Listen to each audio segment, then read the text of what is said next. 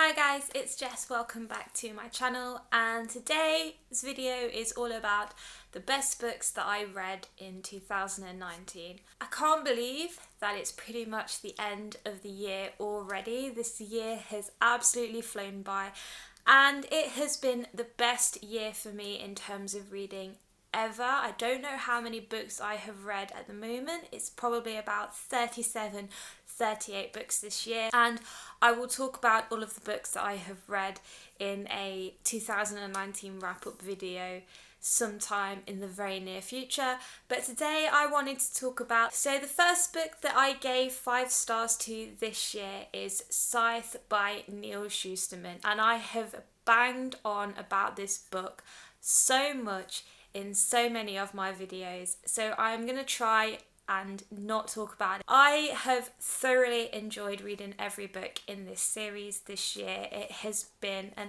absolutely exciting journey. I've really enjoyed every page. Scythe is a young adult fantasy. It's basically set in this dystopian, utopian world where death doesn't exist anymore in the natural sense. People can't die of disease or illness. People can't die of natural causes. If somebody has a car crash and their heart stops, the nanites that are in their body, in their bloodstream, will work to bring them back to life, basically, and people can live for hundreds and hundreds of years. And so in this world, we have these people called scythes, and scythes are the only people that can bring about permanent death to someone, and they do this at random. They just select somebody at random to kill on a specific day, and they all have their own methods of killing somebody, and they do this to keep the Earth's population in check, to stop resources running out, to stop, overpopulation. This is a really unique book, and I'd seen it around on the internet for some time before I even picked it up. There was a lot of hype surrounding it. Everybody was saying it was amazing, and I was very skeptical and very hesitant to pick it up for that reason, but I ended up jumping on the Arc of the Scythe bandwagon, and let me tell you, it was so worth it. It was the best decision I have made. I remember reading about 200 pages of the first book in the first day. I couldn't put it down. I think Neil Shusterman is an absolutely fantastic writer, and I can't wait to see what kind of books he brings out next. I really didn't want this series to end. 3 books just doesn't feel like enough, but it was a lot of fun regardless. The second book that I gave 5 stars to this year is Becoming by Michelle Obama, and again, this is another book that has been really popular, and I remember when it came out there was a lot of hype surrounding it. Everybody loved it. Critics loved it.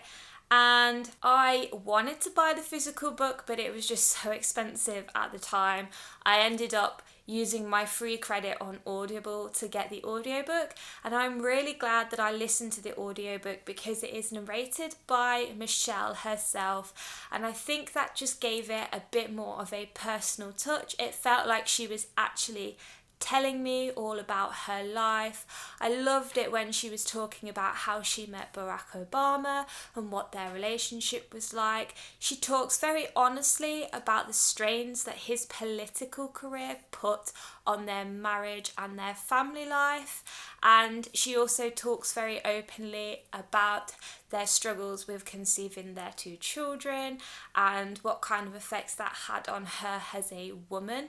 She also talks about what it was like being a black woman growing up in America, and she talks about the death of her father when she was very young and what her family life was like growing up, and the figures that really helped shape her as the woman that she is today. Really, really insightful. I think Michelle Obama is a very inspirational woman, and I thoroughly enjoyed listening to this book, and this book brought up a lot of very valid and a lot of inspiring points that I think we could all take into our own lives and use throughout our day-to-day lives. Another book that I really enjoyed reading and was one of my anticipated reads of autumn was Loki, Where Mischief Lies by Mackenzie Lee. This is a young adult fantasy novel centered around the Marvel character of Loki, and we follow him when he is quite young on Asgard, and he has this sorceress friend called Amora.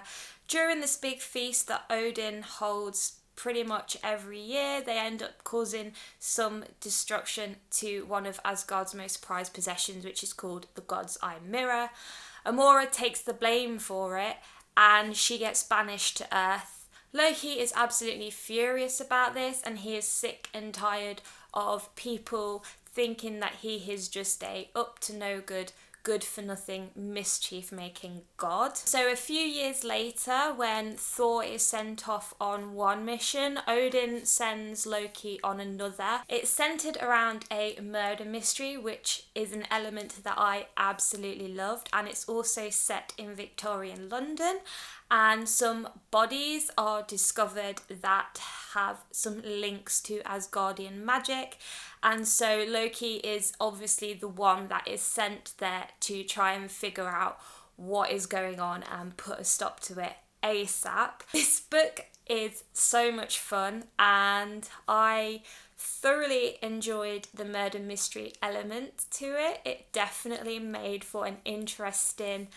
anti-hero / superhero story. I think my only gripe with it was that we didn't have a lot of interaction between Loki and Thor. They're a very comical duo. I would love seeing them together, and I would have loved a little bit more of that in the book.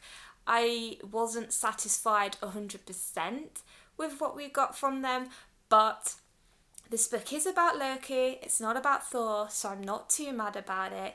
It was still amazing. And I think Mackenzie Lee really wrote Loki so well. She obviously did a lot of research into his character. He was very witty, very sarcastic, loved to mess around, but he was obviously very serious in what he was trying to achieve, and he was also very naive at times, and also I love the fact that he was still trying to seek people's approval even though he acted like he didn't really care about it. I also loved that she included his pansexuality in the story.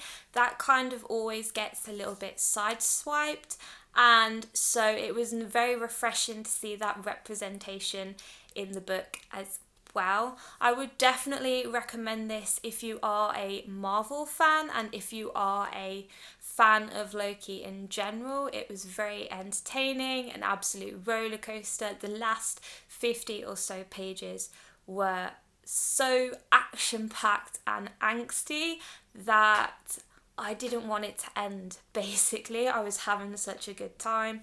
And I know that Mackenzie Lee is writing 2 more novels centered around Marvel anti-heroes, and I don't really know what they are yet, so I'm hoping there is an announcement about the next one very soon, because honestly, I can't wait. The next book I'm going to talk about is a book that some of you might be sick of hearing about, because it kind of blew up out of nowhere so quickly this year, and that book is Daisy Jones and the Six by Taylor Jenkins Reid. This book is all about a band that formed in the 60s.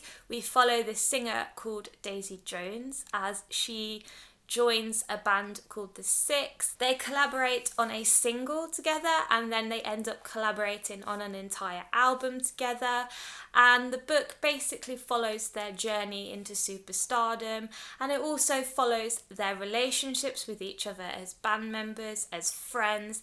There's a lot of sex, drugs, rock and roll, so it's not really for younger people. It's definitely an adult book. I wasn't expecting to like it as much as I did. I will admit that when I was going into this book, I didn't know that much about it, and I didn't really want to believe that it was as good as people said it was. I kind of wanted to go into it and absolutely hate it because I am controversial like that. I'm sorry, but I am. But it just really took me by surprise. I listened to the audiobook for this, and I definitely think that is the best way to go about consuming this book because it is written in interview format. And I ended up listening to the audiobook for this just because I couldn't afford to buy the physical book at the time.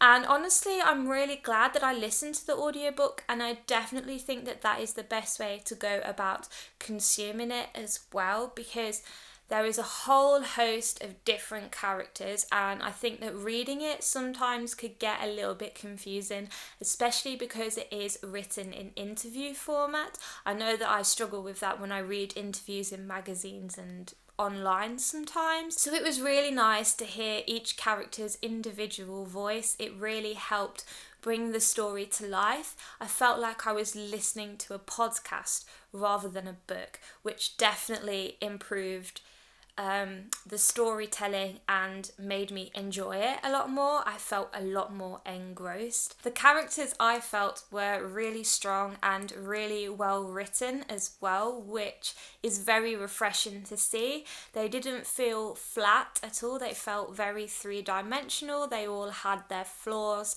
and they all weren't trying to be something that they're not, pretty much, and were very, very in touch with their emotions, and that just helped bring the story to life even more.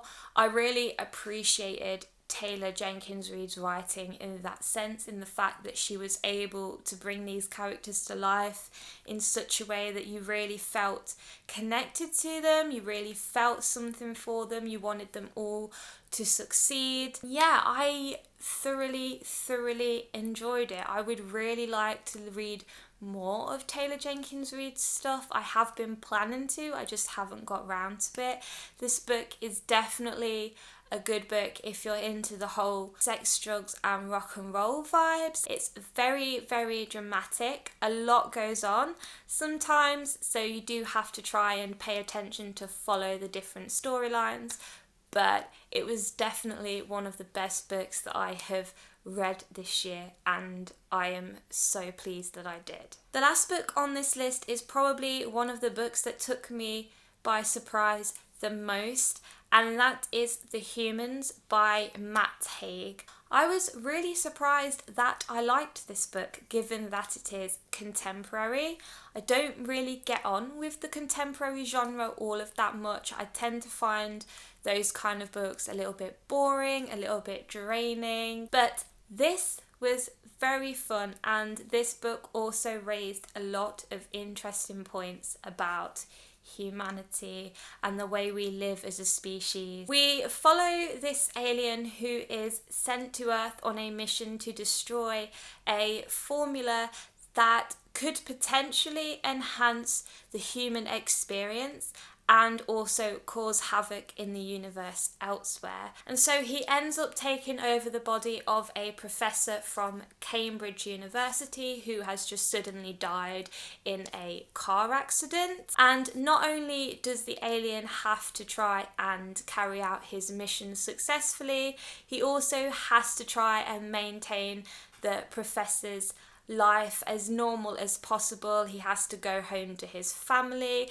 he has to go to the university and teach students, he has to just try and act as if nothing has changed, that the professor is still the professor. And it was so funny and it was so unique and I loved it. I found myself laughing out loud so many times. The thing about Matt Haig is that he is a very witty writer and he is very self-aware and he doesn't take his writing too seriously. I love that.